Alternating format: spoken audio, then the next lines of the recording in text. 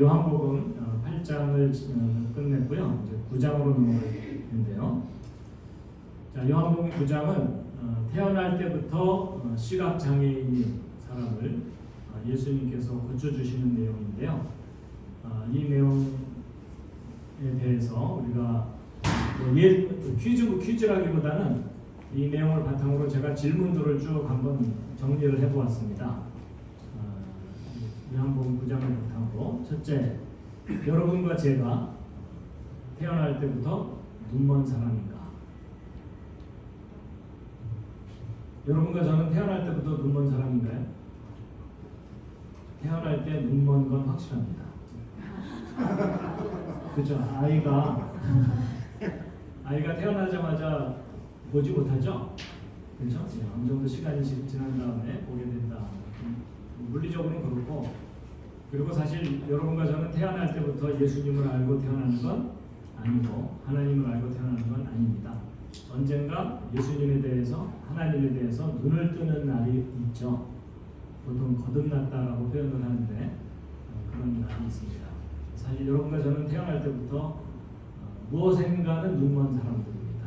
그렇죠? 그 다음에 여러분과 저는 죄 가운데 태어난 사람들이니까 맞습니다. 그렇죠? 그리고 여러분과 저는 하나님의 일들을 나타내는 사람입니까? 그러기 위해서 노력하고 그러기를 원하는 사람들이시죠. 그리고 보내어진 사람들입니까? 누가 무엇을 위해서 보냈는지를 생각해야 되겠죠.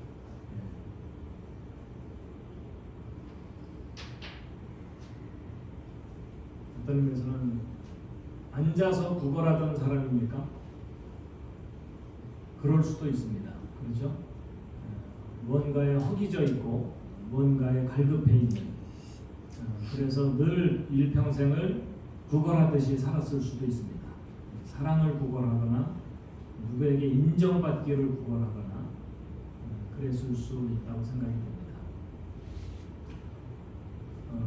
구걸한다는 것은 어떤 그런 결핍이죠. 그죠? 사람들마다 어떤 결핍된 것들이 있을 수 있습니다. 성장 과정 중에 결핍이 있을 수 있고, 또 자기가 살아가면서 욕망이 너무 크다 보면 그것을 이루지 못한 것에 대한 결핍이 또 있을 수 있습니다. 그런데 그런 상태에서 다시 보게 된 사람입니까? 하나님을 다시 보게 되고 성경을 다시 보게 되고 하나님의 창조에 대해서 다시 깨닫게 되고 하나님의 구원을 깨닫게 되는, 그리고 일관성이 있는 증거자입니까? 때로 상황에 따라 우리의 증언이 바뀔 수도 있잖아요. 그렇죠? 사람은 자기에게 불리한 상황이 오면 거짓 증언을 하기도 하고 왜곡된 증언을 하기도 하고 예전에 증언하던 내용과 지금 증언하는 내용이 달라질 수도 있죠. 그리고 지혜로운 증언자입니까? 이 부분도 좀 중요한 것 같아요. 그렇죠? 말의 뉘앙스에 따라 듣는 사람들의 마음이 열릴 수도 있고 닫힐 수도 있거든요. 너무 직선적인 표현을 하게 되면 사람들의 마음이 닫혀서 정작 전해줘야 될 말을 전하지 못하게 되는 그런 상황들도 있습니다. 그래서 때로는 우리가 지혜롭게 증언하는 것도 필요하다고 생각이 듭니다. 그리고 예수 그리스도를 누가 보내셨는지, 그러니까 예수님을 보내신 분이 누군지를 정확하게 알고 계십니까? 그리고 중요한 것은 하나님의 아들을 믿으십니까? 2000년 전 이 땅에 오셨던 예수 그리스도가 하나님의 아들이심을 분명히 믿고 계십니까? 그리고 그분을 경배하십니까? 아마 이런 질문들을 우리 자신에게 던지는 그런 내용이 요한복음 9장의 내용이라고 볼 수가 있을 것 같습니다. 이런 질문을 염두에 두고 본문 말씀을 함께 보도록 하겠습니다. 자, 요한복음 9장 전체를 다 오늘 읽으실 텐데요. 어떤 내용이 기록되어 있는지, 또 이게 스토리라서 그다지 내용이 어렵지는 않습니다. 그렇지만 어떤 내용이 기록되어 있는지 함께 확인하도록 하시겠습니다. 1절부터 5절까지 함께 읽으시겠습니다. 시작. 예수님께서 지나가실 때 태어날 때부터 눈먼 사람을 보시매 그분의 제자들이 그분께 여쭈어 이르되 선생님이여 누가 죄를 지었기에 그가 눈먼 자로 태어났나이까 이 사람이니까 그의 부모이니까 하니 예수님께서 대답하시되 이 사람이나 그의 부모나 죄를 짓지 아니하였으며 다만 이것은 그에게서 하나님의 일들을 나타내고자 함이니라. 낮은 때에 내가 반드시 나를 보내신 분의 일들을 하여야 하리라. 아니면 그때는 아무도 일할 수 없느니라. 내가 세상에 있는 동안에는 세상의 빛이라 하시리라.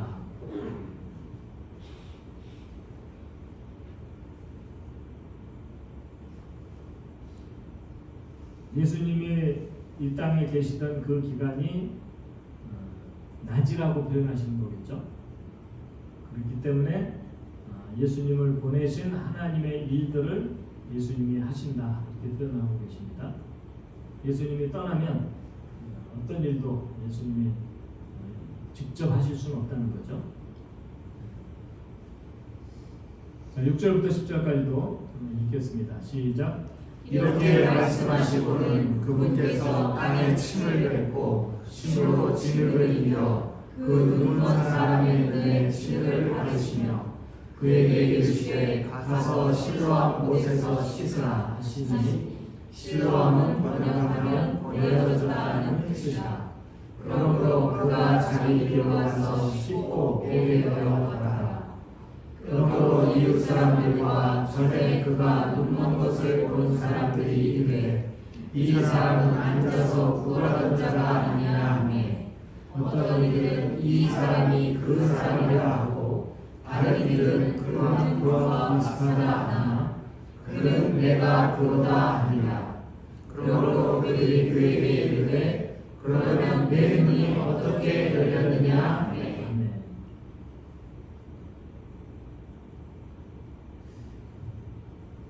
읽으면서 드는 제 개인적인 의문이 뭐냐면 사실 예수님이 그냥 말씀만 해도 저 사람이 눈을 뜰 수 있잖아요. 그렇죠? 그런 일들이 실제로 있었고 근데 굳이 말씀만 하지 않으시고 이게 구체적인 액션을 취하셨거든요. 침을 뱉고 진흙을 이겨서 눈에 바르고 또 그로 하여금 실로암 못에 가서 씻으라고까지 했더니 회복된 거잖아요. 뭔가 의도가 있으시겠죠? 옆에 있는 분과 상의해 보시기 바랍니다. 그 의도를.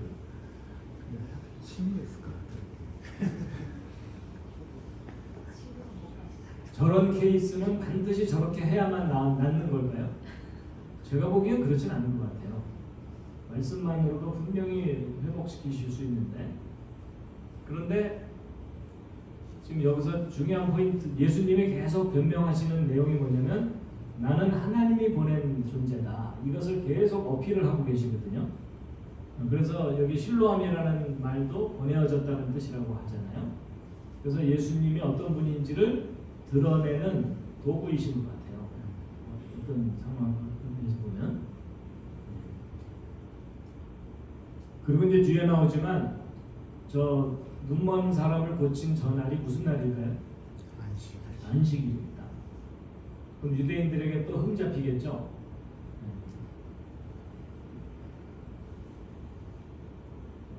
자, 계속 또 일단은 본문을 전체를 읽어보겠습니다. 자, 11절부터입니다. 시작.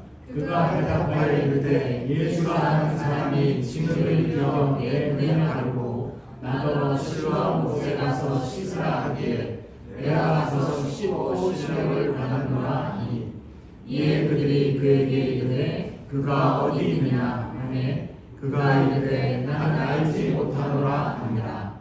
그들이 전에 눈먼었던 그 사람을 데리고 바리새인들에게 가니라. 예수님께서 진흙을 이어 그의 눈을 열어주신 날은 안식일이더라.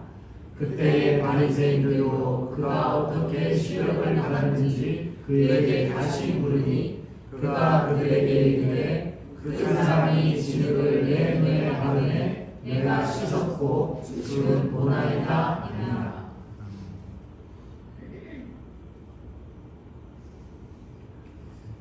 사실 예수님께서 이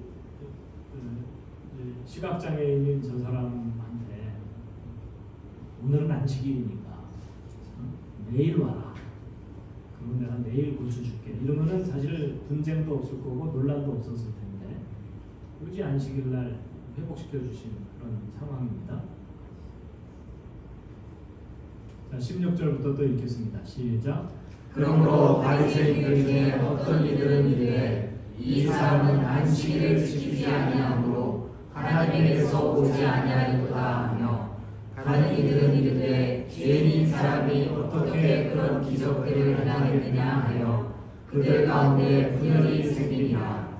그들이 그 눈멀었던 사람에게 다시 이르되 그가 내 눈을 열어주었으니 너는 그에 대해 뭐라 말하느냐 하며, 그가 이르되 그는 대언자이니라 하니라.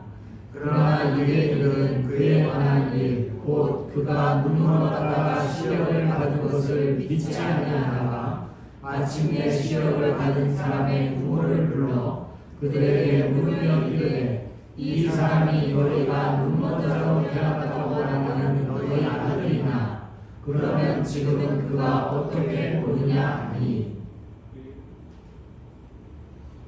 그때 당시에 카톡이 있었거나 SNS가 있었으면 그거 다 촬영을 해갖고 오픈을 했으면 사실을 정확하게 공유할 수 있었을 텐데 그러지 못하는 때였겠죠. 그러니까 소문만 듣고서는 믿을 수 없다. 뭐 이런 상황인 것 같습니다. 계속 읽겠습니다. 시작. 그의 부모가 그들에게 대답하여 이르되 이 사람이 우리 아들인 것과 그가 눈먼 자로 태어난 것을 우리가 아나이다. 그러나 지금 그가 어떤 방법을 통해 보는지 우리가 알지 못하며 또 누가 그의 눈을 열어주었는지 우리가 알지 못하나이다. 그가 장성하였으니 그에게 물으소서. 그가 자기를 위해 말하리이다 하니라. 그의 부모가 이렇게 말한 것은 그분이 그리스도라고 어떤 사람이 시인하면 그를 회당에서 내쫓기로 이미 유대인들이 결의하였으므로 그들을 두려워하였기 때문이라. 그러므로 그의 부모가 말하기를 그가 장성하였으니 그에게 물으소서 하였더라. 유대인들의 핍박 때문에 그 부모들이 좀 지혜롭게 대처를 하는 내용이죠. 자, 24절부터 또 읽겠습니다. 시작. 이에 그들이 눈멀었던 그 사람을 다시 불러 그에게 이르되 찬양을 하나님께 드리라. 우리는 이 사람이 죄인인 줄 안다 하니, 그가 응답하여 이르되 그가 죄인인지 아닌지 나는 알지 못하며 한 가지 아는 것은 내가 눈멀었으나 지금은 보는 것이니이다 하매, 그때에 그들이 다시 그에게 이르되 그가 내게 무엇을 하였느냐, 그가 어떻게 내 눈을 열어주었느냐 하니, 그가 그들에게 대답하되 내가 이미 당신들에게 구하였어도 당신들이 듣지 아니하고 어찌하여 다시 듣고자 하나이까. 당신들도 그의 제자가 되고자 하나이까 하매, 이에 그들이 그에게 욕하며 이르되 너는 그의 제자이나 우리는 모세의 제자니라.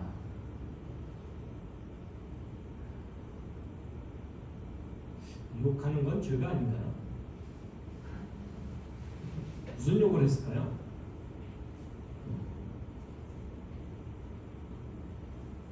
자, 29절부터 또 읽겠습니다. 시작. 하나님께서 모세에게 말씀하신 줄을 우리가 알거니와 이적으로 말하는데 그가 어디서 왔는지 우리가 알지 못하노라 하니라. 그 사람이 그들에게 응답하여 이르되 당신들은 그가 어디서 왔는지 알지 못하나 그가 내 눈을 열어주었으니 참으로 여기에 이상한 일이 있도다. 하나님께서 죄인들의 말을 듣지 아니하시나 어떤 사람이 하나님께 경배하며 그분의 뜻을 행하면 그분께서 그의 말을 들으시는 줄을 이제 우리가 아나이다. 세상이 시작된 이래로 태어나면서부터 눈먼 사람의 눈을 어떤 사람이 열어주었다 하는 말을 아무도 듣지 못하였나이다. 이 사람이 하나님에게서 오지 아니하였으면 아무 일도 할 수 없었으리이다. 아멘. 예, 읽으면서 떠오르는 예수님의 말씀이 그들의 열매로 그들을 알지니, 그렇죠? 예. 예수님께서 행하신 이 기적과 치유가 예수님이 어떤 분인지를 알게 해주는 그런 내용을 시각장애인이었다가 회복된 사람이 증언을 하고 있는. 계속 또 읽겠습니다. 시작. 그들이 그에게 응답하여 이르되 네가 전적으로 죄들 가운데서 태어나 우리를 가르치느냐 하고 그를 내쫓으니라. 예수님께서 그들이 그를 내쫓았다는 것을 들으시고 그를 만나사 그에게 이르시되 내가 하나님의 아들을 믿느냐 하시니 그가 대답하여 이르되 주여 하며 그분이 누구시오니이까 내가 그분을 믿고자 하노라 하매 예수님께서 그에게 이르시되 내가 그를 보았거니와 너와 말하고 있는 이가 그니라 하시니 그가 이르되 주여 하여 내가 믿나이다 하고 그분께 경배하니라. 예, 마지막 부분입니다. 39절부터 시작. 예수님께서 이르시되 내가 심판하려고 이 세상에 왔으니 이것은 보지 못하는 자들을 보게 하고 보는 자들은 눈멀게 하려 함이라 하시매 그분과 함께 있던 바리새인들 중에 어떤 자들이 이 말씀을 듣고 그분께 이르되 우리도 눈 멀었느냐 하니 예수님께서 그들에게 이르시되 너희가 눈 멀었다면 죄가 없으리라. 지금 너희가 본다고 말함으로 너희 죄가 남아 있느니라.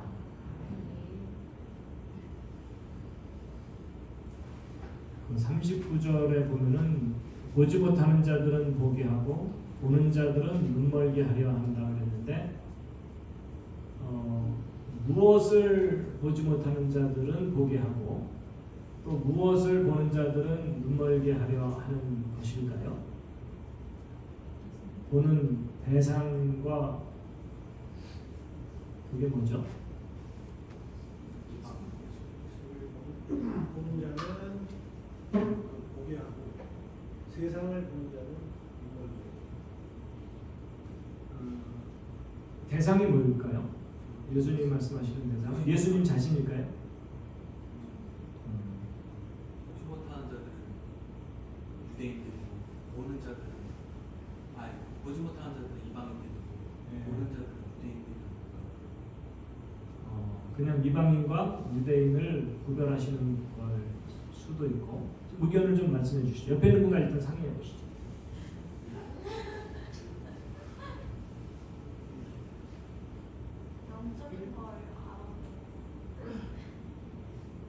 그냥 구체적인 어떤 대상이 아니라 어떤 영적인 것에 대한 말씀을 하시는 거다. 그러실 수도 있고요. 하나님의 일이 아니라 하나님의 일을 안다고 하잖아요. 하나님의 일. 그러니까 예수님이 지금 계속 오셔서 은혜를 받은 존재로서 하나님의 일들을 계속 하고 있는데 그것의 본질을 보지 못하는 자가 있고 또 보는 나름대로 그것을 눈으로는 보는데 마음으로는 보지 못하는 그런 것들에 대한 표현일 수도 있고요.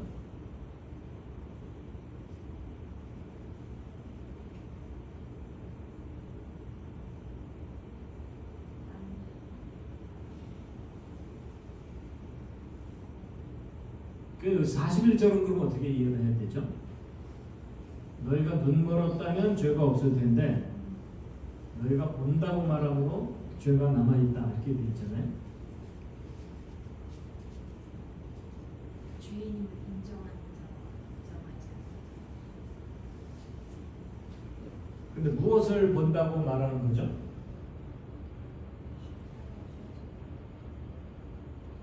그러니까 자기들이 지금 육신적으로 눈을 좀 떠뜨고 보고 있다는 이 표현을 하는 거겠죠?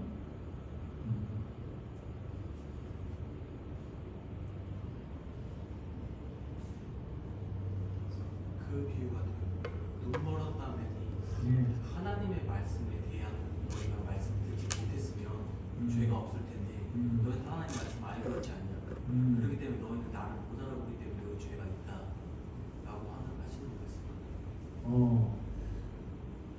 그럴 수도 있을 것 같아요.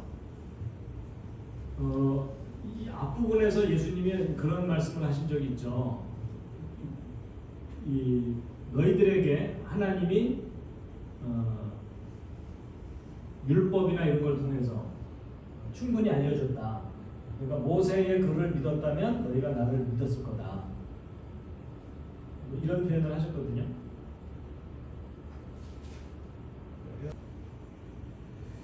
근데 여기 보면은요, 39절에 예수님께서 내가 심판하려고 이 세상에 왔다, 이런 표현을 하셨거든요. 심판이라는 건 다른 말로 표현하면 재판입니다. 그러면 재판을 하는 이유는 누가 옳고 누가 그른지를 판단하는 거기 때문에 재판을 하려면 반드시 필요한 게 기준입니다. 그 기준에서 벗어나면 유죄, 그 기준에서 벗어나지 않으면 무죄, 뭐 이렇게 되겠죠. 그러니까 예수님은 죄의 기준으로 이 땅에 오신 거라는 겁니다. 그런데 율법의 역할은 죄를 깨닫게 하는 거라고 했잖아요. 그러니까 법이 없으면 죄가 없어요. 법이 있기 때문에 법에서 벗어나는 게 죄인 거죠. 그런 의미의 말씀을 하시는 것 같아요. 나는 유죄와 무죄를 가리는 기준으로 이 땅에 왔다. 그러니까 너희가 나를 인식하면, 그러니까 내가 누군지를 정확하게 알면은 너희들의 죄가 해결될 텐데, 내가 누군지를 정확하게 인식 못하면 너희들의 죄는 해결되지 않는다. 그 의미의 말씀을 하신 것 같은 느낌이에요. 그렇죠? 왜냐하면 심판이라는 단어를 딱 던지시면서 나는 심판의 기준이다. 근데 너희가 나를 인식하지 못하면 너희 죄가 그대로 있을 거다. 그렇죠? 그러니까 너희가 분명히 나라는 기준을 받는데도 인식을 못하니까 너희들의 죄는 해결되지 않을 거다. 예, 어쨌든 뭐 제가 결론을 내드리는 것도 아니고요. 어찌 보면은 이 말씀들에 대해서 각자가 소위 되새김질을 해야 된다는 거죠. 저 말씀이 도대체 무슨 뜻일까? 그래서 그런 의문을 갖고 있다가 어느 날 다른 성경 말씀을 통해서 그 의문이 풀릴 수도 있으니까 의문을 갖는 일은 중요한 것 같아요. 도대체 이 말씀이 무슨 뜻일까? 자, 그러면 이제 우리 본문 말씀을 쭉 읽었고요. 아까 처음에 질문드렸던 그 질문 다시 한번 새겨보도록 하겠습니다. 여러분과 저는 태어날 때부터 눈먼 사람이었습니까? Yes. 그렇죠. 그리고 여러분과 저는 죄 가운데 있는 사람입니까? Yes. 죄에서 사실 벗어날 수가 없습니다. 그리고 여러분과 저는 하나님의 일들을 나타내는 사람입니까? 어찌 보면은 태어날 때부터 눈먼 사람은 그때 당시 유대인들이 생각하기에 죄 때문에 그렇다 그랬거든요.